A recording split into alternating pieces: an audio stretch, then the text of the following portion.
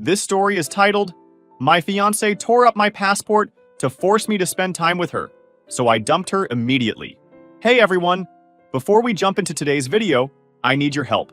We've noticed the channel is losing some traction, and subscribing is one of the best ways you can support us. It's quick, free, and it helps us keep bringing you awesome content. Your support means the world. Let's keep this channel growing together. Thanks so much. Now let's start the video. Hey Reddit, so this is going to sound crazy, but I've been holding on to this for a while. I'm Jason, 29 male, and I live in a mid-sized city. Nothing fancy about my life. I've got a solid administrative job, a decent apartment, and until recently, I was engaged to someone I thought was my forever person. Turns out I was catastrophically wrong. Buckle up for this one because my fiancée Amber, 28 female, decided to redefine what toxic means in a relationship. Let me back up a bit. For the past few years, I've been grinding at my job. It's not glamorous. Lots of spreadsheets, emails, and meetings that could have been emails. But I've been consistent and reliable. Finally, that hard work paid off, and my boss tapped me for a series of international business trips. These weren't just little trips for sightseeing or corporate dinners. They were game changers. Networking events, meetings with high-profile clients, and real opportunities to boost my career.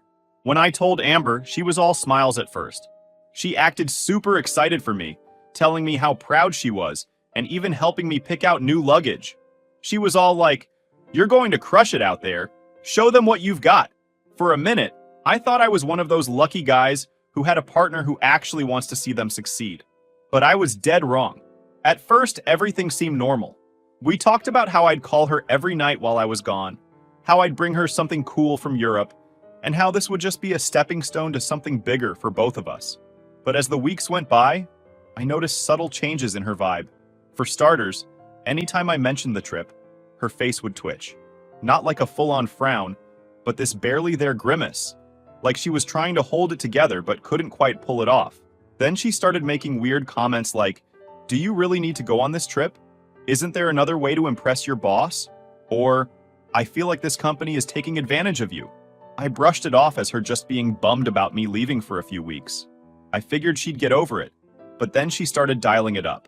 One day, while I was double-checking my itinerary, she let out this huge sigh and said, "You know, I just feel like you're prioritizing work over us lately." That threw me off because we've always been good about balancing things. I reminded her that the trip was temporary and that it wasn't like I was packing up and moving to another country permanently. She just shrugged and gave me this tight smile that screamed, "I'm not okay, but I'm not going to tell you why." Now, Amber is... How do I put this nicely? She's the kind of person who thrives on being the center of attention. Whether it's her birthday, a random Tuesday, or the anniversary of the day she found her favorite lipstick shade, she needs everything to be about her. Don't get me wrong. I'm all for spoiling my partner and making them feel special. But Amber takes it to a level that could make a narcissist blush. For example, last month, we went out for dinner with my coworkers. And somehow, Amber managed to turn the entire conversation toward her job. She works as a graphic designer, which is great. But by the end of the night, everyone knew the name of her boss, her latest projects, and how she's single-handedly saved the team during a tight deadline. Meanwhile, no one even knew why we were at dinner in the first place. It was to celebrate a milestone I hit at work. But hey, who needs recognition when you have Amber? Anyway, as the trip got closer, her comments became less passive-aggressive and more, I don't know, openly bitter. She started saying things like, "I bet you're going to have so much fun without me," and "What if something happens while you're gone? Who's going to be here for me?" At one point, I jokingly said, "I'll bring you back some chocolate to make up for it," and she just gave me this look. You know, the kind that makes you wonder if you accidentally insulted someone's entire lineage. One night, we were watching a movie, and I made the mistake of mentioning my itinerary. I thought she'd be interested. It had cool details like networking dinners and visits to major offices. Instead, she turned to me and said, "So you're just going to leave me here alone for 3 weeks and expect me to be okay with it?" "Amber," I said, trying to keep my tone light, "it's not like I'm going on vacation. This is for work. It's important." "Important for you," she shot back. "But what about us? Don't we matter?" At this point, I was starting to get frustrated. I'm not the kind of guy who thinks relationships should be all sunshine and rainbows 24/7, but this was getting ridiculous. Every time I tried to talk to her about the trip, it turned into some emotional guilt trip about how I was abandoning her. Then came the big red flag. One evening, while I was organizing my travel documents at my desk, Amber walked in and leaned against the doorframe. "You really don't have to go, you know," she said. "What are you talking about?" I asked without looking up. "I'm just saying," she continued. "Maybe it's not as big of a deal as you're making it out to be. What's the worst that could happen if you stayed? You could miss the flight, and we could spend some time together instead." I paused, my pen hovering over a sticky note. "Amber, I have to go, it's my job." "Yeah, but your job isn't your whole life," she muttered, before walking away in a huff. I sat there for a minute, staring at my papers and trying to process what had just happened. Was she seriously suggesting I ditch this massive opportunity just to hang out at home? Who even thinks like that? But here's the thing. Amber wasn't done. She started making little digs whenever she could, like she would be laughing and saying, "Don't forget your passport. Wouldn't want you to miss your flight." Or, "What if the universe is trying to tell you something and you're ignoring it?" At this point, I wasn't just annoyed. I was starting to get genuinely uneasy. That brings us to the night before my flight. Everything was packed, my documents were ready, and I was feeling good. Then I opened the drawer where I always keep my passport, and it wasn't there. I stood there frozen for a moment, staring at the empty drawer like my passport would magically appear if I just focused hard enough. But it was gone. That awful sinking feeling hit me like a truck. This wasn't some misplaced sock or the TV remote. My entire trip, my career, depended on this one thing, and it had vanished into thin air. I yanked the drawer out completely, flipping it over to check underneath. Still nothing. My hands were already shaking as I tore through the rest of the desk, shoving papers, notebooks, and random junk aside. No sign of it. "Jason, what's going on?" Amber's voice drifted in from the doorway. I glanced up, and there she was, leaning casually against the doorframe, her damp hair wrapped in a towel, like this was just another regular night. "My passport's gone," I said, my voice strained as I opened another drawer, half expecting it to magically appear. She tilted her head and frowned. "Gone? That's weird. Are you sure you didn't put it somewhere else?" "Amber," I said, exasperated. "It's always in this drawer. Always." She stepped into the room, her brow furrowing like she was trying to figure out how a grown man could lose something so important. "Well, maybe you moved it without thinking," she offered, pulling open the top drawer of the nightstand and glancing inside. "I didn't move it," I snapped, my frustration spilling over. "I'm not careless about this stuff. It's always in the same place." Okay, she said quickly, holding up her hands. "Let's not panic. We'll find it." I appreciated the gesture. Sort of, but the way she was poking around, half-heartedly flipping through the pile of clothes on a chair, was driving me insane. I could already feel my head pounding. This wasn't the time for casual searching. "I've already checked there," I said, pointing at the spot she was looking. "Well, you never know," she said with a shrug, barely glancing up. I turned away, muttering under my breath, and ripped open the closet door. If I didn't keep moving, I was going to lose it. My brain was running a mile a minute, trying to figure out where the hell it could have gone. I'd just seen it 2 nights ago, when I was double-checking my travel documents. I remembered holding it in my hand, flipping it open, and putting it right back in the drawer. So where was it now? We tore apart the room, or at least I did. Amber floated around like she was on a scavenger hunt for something she didn't care about. She'd open a drawer, glance inside, and move on without even digging through it. "You're sure it's not at the office?" she asked suddenly, leaning against the dresser. "Why would it be at the office?" I shot back, pulling out another stack of paperwork from a box under the bed. "Maybe you brought it there to show someone or something," she said. I didn't even dignify that with a response. My frustration was bubbling over, and the more I watched her half-hearted search efforts, the angrier I got. I needed her to care about this as much as I did, but instead, it felt like she was just going through the motions. "Have you checked the kitchen?" she suggested. "The kitchen," I repeated, my voice dripping with sarcasm. "Why would I keep my passport in the kitchen?" "I don't know," she snapped back. "I'm just trying to help." It felt like we were going in circles. I was turning the apartment inside out, cushions off the couch, drawers emptied onto the floor, even rummaging through the laundry hamper for some insane reason. Every passing second felt heavier, like time was physically pressing down on me.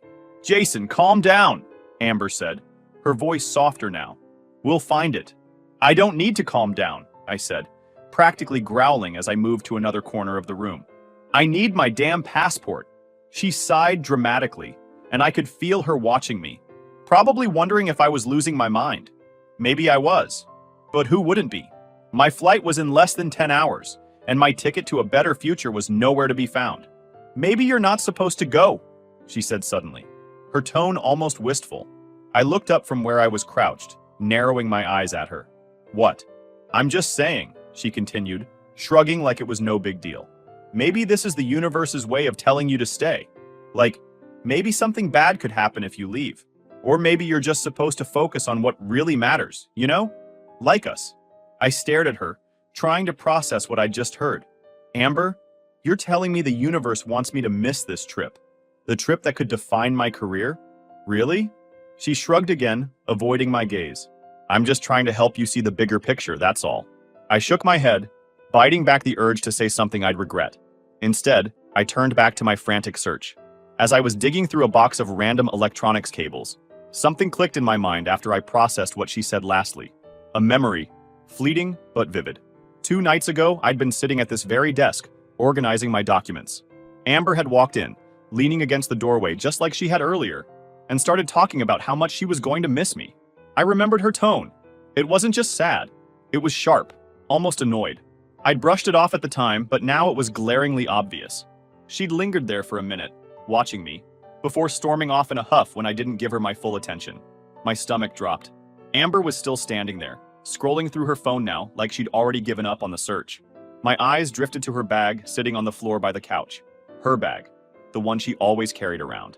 I stood up slowly, my heart pounding in my chest. My rational brain was screaming at me to stop, to not even think what I was thinking. But my gut? My gut was already 100% convinced. Amber, I said, my voice tight. Where's your bag? She looked up, confused. What? Your bag, I repeated, already walking toward it. She frowned, stepping in front of me. Why do you need my bag? What are you doing? Just let me check something, I said, my tone sharper than I intended. Her expression shifted to something between defensive and insulted. Are you serious right now? You think I have your passport? Her tone, her body language. It was all wrong. I wasn't buying it. I don't know what to think, I said, my voice louder now. But I'm checking anyway. She stepped aside, her face hardening, and I grabbed the bag. My hands trembled as I unzipped the main pocket. Nothing but tissues, her wallet, and some random junk. Then I felt it, a hidden compartment inside. My fingers brushed against something flat and firm, inside the hidden pocket of her bag. My heart skipped a beat as I slowly pulled it out. The sight of my passport, the navy blue cover with the gold insignia, made my stomach twist. Relief was fleeting. It was immediately replaced by anger and disbelief. She had taken it. I stood there for a moment, gripping the passport tightly, my mind racing. I couldn't fathom why she would do this. Amber was still standing a few feet away, her eyes widening as she noticed what I was holding. The color drained from her face, and she froze like a deer in headlights. Amber, I said, my voice low, though every fiber of my being was boiling over. What the hell is this doing in your bag? She didn't answer immediately, her mouth opening and closing as if searching for an excuse.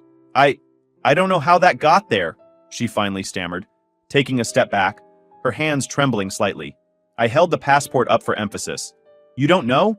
It magically appeared in your bag, in a hidden pocket, and you have no idea how it got there? Her face hardened suddenly, and she crossed her arms. Maybe you put it there by mistake, she said defensively, betraying her attempt at confidence. I couldn't believe what I was hearing. My mind was spinning, trying to process the absurdity of her response. Amber, cut me some slack, I said, stepping closer, the anger in my voice unmistakable. You hid my passport, just admit it. Her eyes darted to the floor, then back to me. She was cornered, and she knew it. Okay, fine, she snapped. I took it, but I wasn't going to keep it forever. I just wanted you to stay. I thought if you missed the flight, we could have more time together. The audacity of her words were unbelievable. I took another step forward, towering over her. You thought stealing my passport was the solution? Are you out of your mind? Do you even realize what you've done? This isn't just some petty argument, Amber.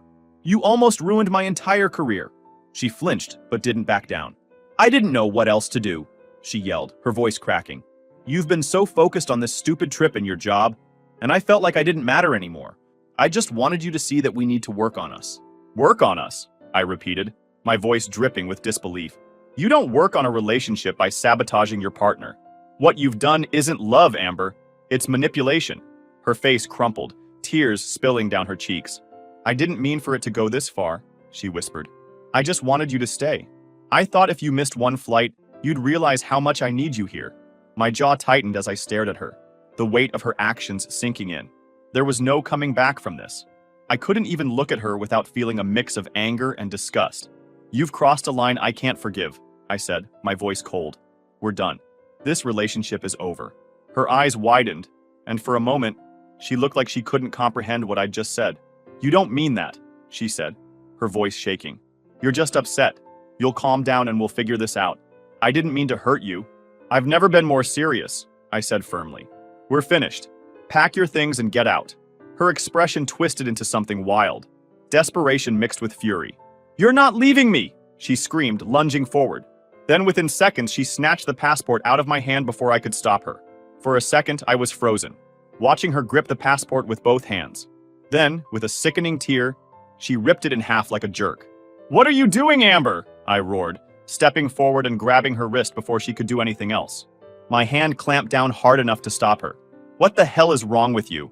She struggled against my grip, her free hand flailing as she tried to pull away. Let me go. Not until you understand what you've done, I growled, my voice low and dangerous. You just destroyed my passport. Do you even realize the gravity of that? You didn't just cross the line, Amber. You obliterated it. Her sobs grew louder, her body going limp in my grasp. I let go of her wrist and stepped back, my hands shaking as I tried to rein in my temper.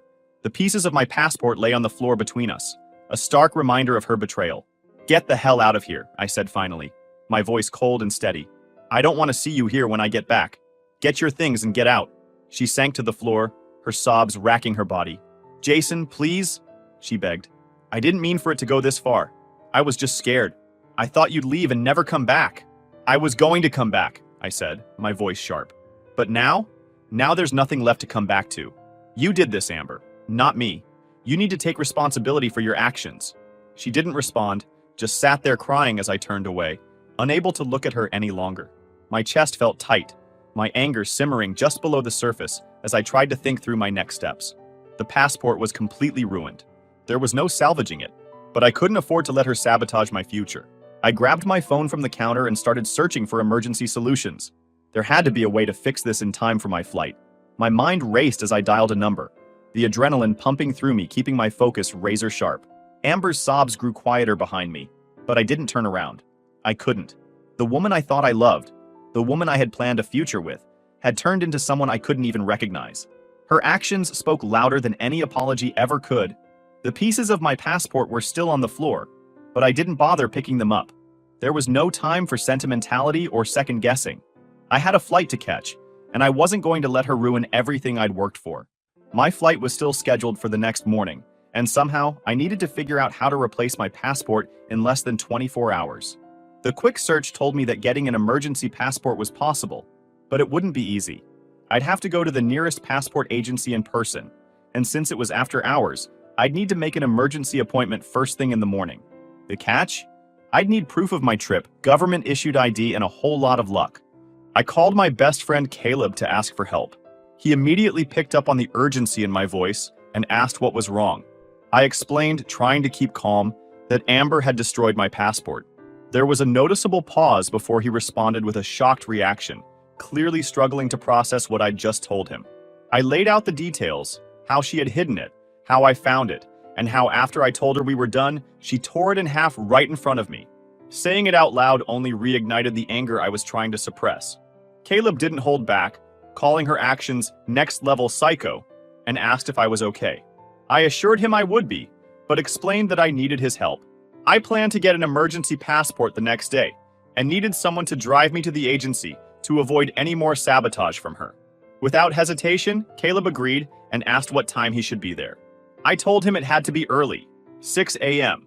He promised to pick me up, and before we ended the call, reassured me that I was making the right choice by walking away from her. His words hit harder than I expected, but I knew he was right. After hanging up, I called the emergency passport line and explained my situation. They gave me an appointment for 7:30 a.m. at the nearest agency, which was thankfully only an hour's drive away.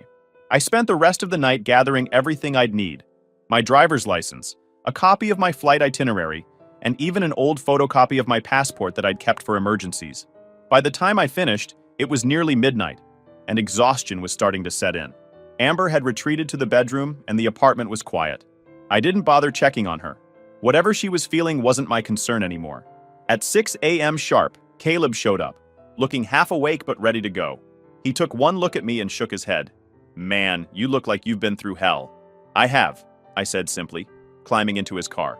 The drive to the passport agency was quiet, save for Caleb occasionally muttering about how insane Amber's actions were. I mean, I knew she was a bit intense, but this is next level, he said at one point, shaking his head. "She knew exactly what she was doing," I said, staring out the window. "And I can't believe I didn't see it sooner." "Well, now you know," Caleb said, "and now you can move on." When we arrived at the agency, I joined a line of other people who looked just as stressed as I felt. The process was surprisingly efficient. The staff didn't ask too many questions about why my passport was destroyed, though I could see a flicker of sympathy in one woman's eyes when I handed her the ripped pieces. The waiting was the worst part. Every minute felt like an hour, and my stomach churned with a mix of nerves and frustration. This entire mess had been avoidable, and yet here I was, fighting to fix something Amber had destroyed. 2 hours later, they called my name. I nearly sprinted to the counter, where they handed me a brand new passport. Relief washed over me as I clutched it tightly. Somehow, I'd pulled it off. On the drive back, I called my boss to update him. I kept the explanation short, just that there had been an issue with my passport, but that I'd resolved it. He seemed satisfied and reminded me to make sure I didn't miss the flight. Back at my apartment, Amber was gone. Her things were still scattered around, but she wasn't there. I didn't care where she'd gone, as long as she stayed out of my way. I packed the rest of my things quickly, making sure I had everything I needed. My phone buzzed with a message from Amber. It was an apology, half-hearted, filled with excuses about how she hadn't meant for things to escalate. I didn't reply. I deleted the message and moved on. By the time I finished packing, the cab was outside. I grabbed my bags and took one last look around the apartment. It felt empty, but not in a bad way. More like a clean slate. I left without looking back, ready to put everything behind me. At the airport, everything went smoothly. Security was quick and the gate wasn't crowded. Sitting in the boarding area, I allowed myself a moment to breathe. The passport in my bag felt like a lifeline, and the trip ahead seemed less daunting now that the worst of the storm had passed. The flight was uneventful, but my thoughts were anything but calm. I kept replaying the events in my head, the frustration building every time I thought about how calculated her actions had been. Amber's betrayal wasn't just personal. It had been deliberate and destructive. It was clear that I needed to address this beyond simply walking away. Once I landed and got through the first day of meetings, I took a moment to reassess. The trip was off to a strong start, and my boss seemed impressed. But I couldn't let the chaos Amber had caused linger in the background. During some downtime, I contacted a lawyer Caleb had recommended. I laid out everything: the stolen passport, the damage, and how it had almost cost me my career. The lawyer confirmed my suspicions. Amber's actions weren't just manipulative, they were legally questionable. Destroying the passport and interfering with my ability to travel could be considered serious offenses. The advice was clear: document everything and prepare to take legal action. As I pushed forward with the trip, I tried to focus on the work at hand. The meetings were intense, and the networking opportunities were exactly what I'd hoped for.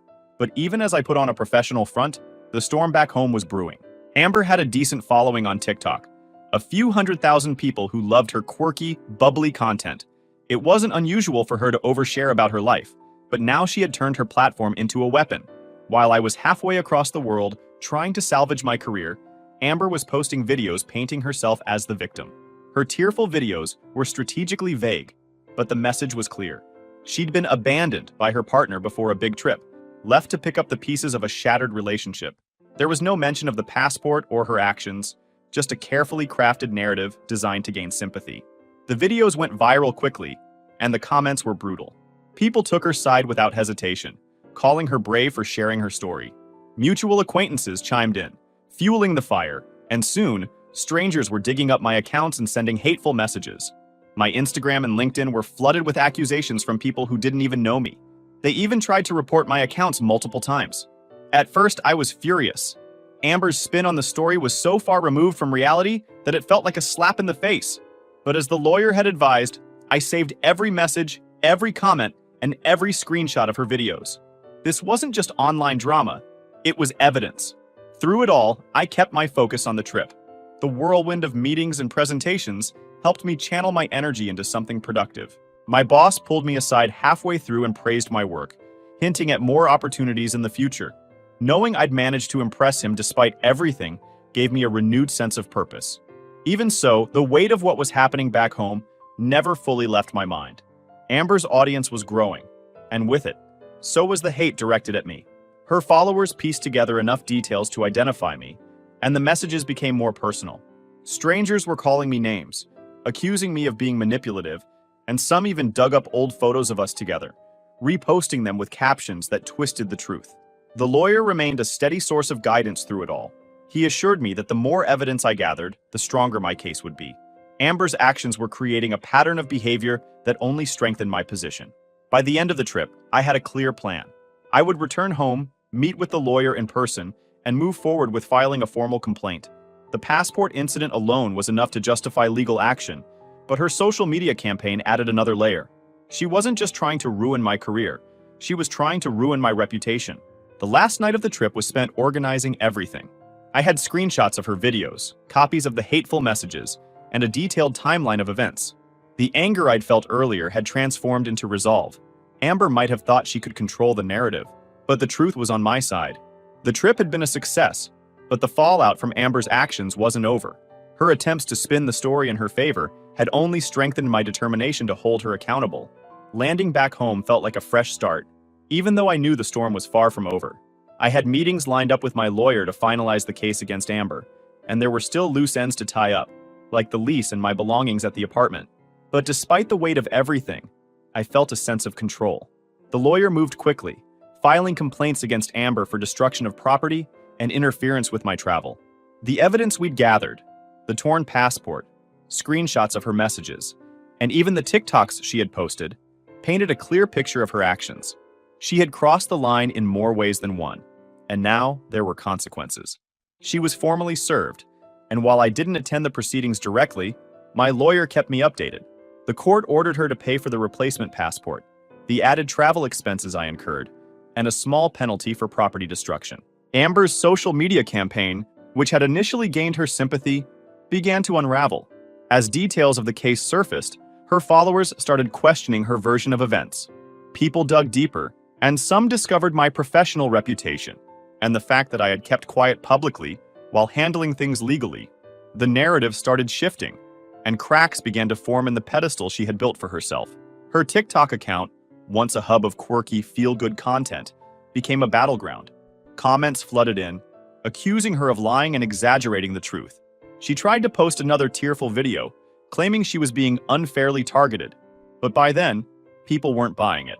The backlash was swift. Brands she had worked with distanced themselves, and her follower count started to drop. Through mutual acquaintances, I learned that Amber was struggling. The apartment she stayed in after I kicked her out was too expensive for her to afford on her own. She moved back in with her parents shortly after, and word spread that her once glamorous social media presence was becoming increasingly bitter and erratic. Meanwhile, my life had moved on. Work was thriving, and the success of the trip had positioned me for new opportunities. My boss praised my professionalism and hinted at even bigger projects in the pipeline. For the legal action against Amber, I let the lawyer handle the details, but knowing it was moving forward gave me peace of mind. Occasionally, I'd hear from friends about the latest drama Amber was stirring online. She had tried to spin a new narrative, claiming she was bullied off the internet, but by then, the damage to her reputation was done. She had alienated too many people, and her attempts to rebuild her following flopped. I stayed focused, keeping my head down and avoiding anything that would drag me back into her orbit. But Amber wasn't ready to let go. The other evening, after a particularly long day at work, I arrived home to find her sitting on the steps outside my new apartment building. She looked different, tired, disheveled, and far from the confident person she used to present herself as.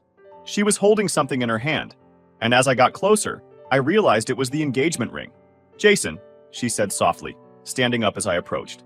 I didn't say anything at first, just stared at her. "I just want to talk," she said, her voice trembling. "Please." I crossed my arms, keeping my distance. "There's nothing to talk about, Amber. You made your choices." Tears welled up in her eyes, and she held out the ring like it was some kind of peace offering. "I messed up. I know I did. But I love you. I'll do anything to fix this." Her words felt empty, like an echo of the same excuses and justifications she'd given before. She wasn't here out of love. She was here because she had nothing left. "I'm not interested," I said firmly. "Take the ring, sell it, and go into therapy. I don't care. But don't come back here again." Her face crumpled, and for a moment, it looked like she might argue. But something in my expression must have told her I wasn't going to bend, because she stepped back, clutching the ring tightly. "I'm sorry," she whispered, barely audible. I didn't respond. I turned and walked past her, unlocking the door to my building and stepping inside without looking back. Amber never came back after that. Whatever lingering hope she had of reconciliation was gone, and I felt nothing but relief. But you know what? The experience taught me more than I ever wanted to learn about trust and manipulation. Amber loved me, but she became obsessed to the level she turned into a psychopath. But in the end, all she had done was reveal her true self. I'd walked away stronger, with a clearer sense of who I was and what I deserved. And her? She was just a memory now, one I was glad to leave behind. Was I too harsh in cutting her off completely? Or does this seem justified to you?